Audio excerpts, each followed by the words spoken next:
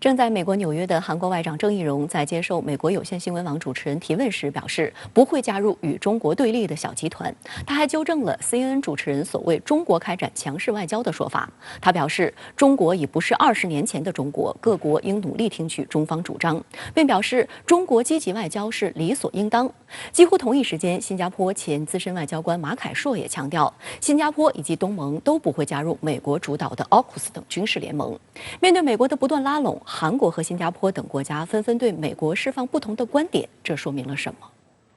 正在陪同韩国总统文在寅参加纽约联合国大会的外长郑义溶，周三在美国外交协会接受 CNN 采访，期间 CNN 主持人扎卡里亚不断带节奏进行诱导提问。他问郑义溶是否认同中国外交越来越强势时，郑义溶直接回应称，他反对使用强势这一措辞。他表示，现在的中国已经不是20年前的中国，中国想向国际社会传递自己的声音，我们应努力听取中方主张，因为中国越来越强大，并希望在其外交政策中反映出来。扎卡利亚又将美国、韩国、日本和澳大利亚称为与中国对立的盟友。郑义溶立即谴责这种简单粗暴的贴标签行为，他反驳说，这就是冷战时期的思维方式。郑义溶指出，韩国没有加入美日印澳4国机制的必要性。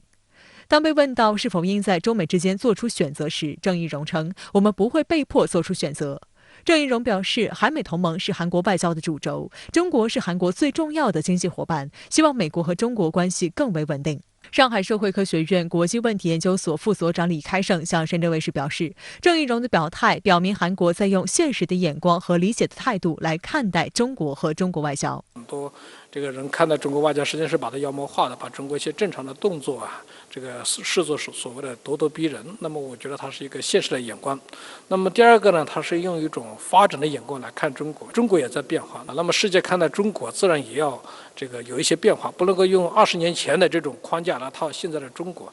那么第三个呢，我觉得他是在用一种相对比较理解的眼光来看待中国，所以他提到也要倾听中国的主张。韩国明年将举行大选，郑义溶的发言遭到了政敌的攻击，有议员污蔑称其在纽约担当了中国代言人的角色。韩国外交部发言人崔永山周四进行了反驳。他指出，随着外交经济实力的日益增强，中国向国际社会更为积极的发声是一件很自然的事情。包括外交部在内的韩国政府官方立场很明确，即坚持在韩美同盟的基础上协调发展韩中战略合作伙伴关系。自从拜登政府上台以后，采取拉帮结派，试图在亚洲地区拉盟友与中国进行较量，其中韩国是拜登重点拉拢的对象之一，文在寅也是拜登在白宫见的第2名亚洲国家领导人。但深圳卫视注意到，文在寅在他5月的访美行程中极力淡化中国议题，与先他一步访美的日本首相菅义伟形成鲜明对比。值得一提的是，郑义溶今年2月上任后出访的首个国家是中国，没有遵循以往韩国新任外长首访美国的惯例。